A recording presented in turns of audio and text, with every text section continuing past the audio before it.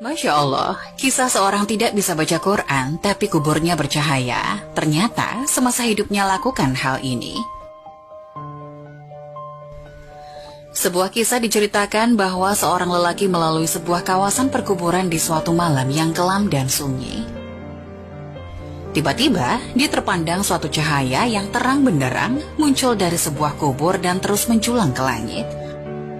Tertegun dan kaku melihat kejadian itu, dia terfikir kemungkinan kubur ini adalah kubur seseorang yang sangat istimewa. Mungkin ia seorang wali Allah, atau ulama, atau orang soleh yang istimewa kedudukannya di sisi Allah. Diambilnya sebatang kayu, lalu dipacak di atas kuburan yang bercahaya itu. Keesokan harinya, lelaki itu datang lagi ke kawasan perkuburan itu dengan ditemani beberapa orang kampung. Beliau ingin menyelidiki dan ingin mengetahui kubur siapakah yang sangat ajaib itu. Untuk mengetahui dengan lebih lanjut, lelaki itu berkunjung ke rumah almarhum dan bertemu dengan istri si mati, lalu menceritakan keajaiban yang dilihatnya di perkuburan suaminya. Anehnya, istri almarhum terkejut dan keheranan. Dia sangat mengenal suaminya. Suaminya bukan siapa-siapa. Suaminya seorang petani biasa saja, bukan seorang alim, bukan seorang ahli ibadah, bukan orang soleh, apalagi bukan imam, bukan muazin, bukan guru Al-Quran. Malah suaminya tidak pandai membaca Quran, dan dia tidak pernah mendengar suaminya membaca Quran. Akhirnya, lelaki itu bertanya, apakah perkara-perkara aneh yang almarhum selalu lakukan dalam kehidupan sehari-harinya.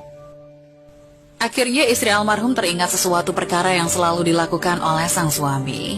Setiap kali sebelum tidur pada setiap malam, suaminya akan mengambil wudhu, kemudian masuk di dalam suatu bilik, lalu diambilnya Al-Quran di atas rak. Lalu dicium dan dipeluknya dengan penuh kecintaan dan kasih sayang. Dia akan duduk dan membuka Al-Quran itu sehelai demi sehelai seperti sedang membaca, sedangkan ia seorang yang buta Al-Quran. Dia akan meraba-raba ayat Al-Quran itu dengan tangannya, seolah-olah sedang menyentuhnya dan membelai sesuatu yang sangat dikasihi. Tambah istri almarhum lagi, dia pernah mendengar rintihan dan esakan tangis suaminya yang sangat sedih mendayu-dayu dengan penuh penyesalan. Tuhanku, ampunkanlah aku karena aku tidak mampu membaca kalimat-kalimatmu ini. Janganlah engkau hukum aku di atas kebodohanku ini, ya Allah. Maafkan kesalahanku, aku tidak mampu membaca kalimat-kalimatmu. Aku tidak dapat bersahabat denganmu, aku tidak dapat memahamimu, tapi aku sangat mengasihimu, aku sangat mencintaimu. Wahai kalamullah, janganlah engkau mendakwa aku, jangan engkau menuduh aku di hadapan Allah di akhirat nanti.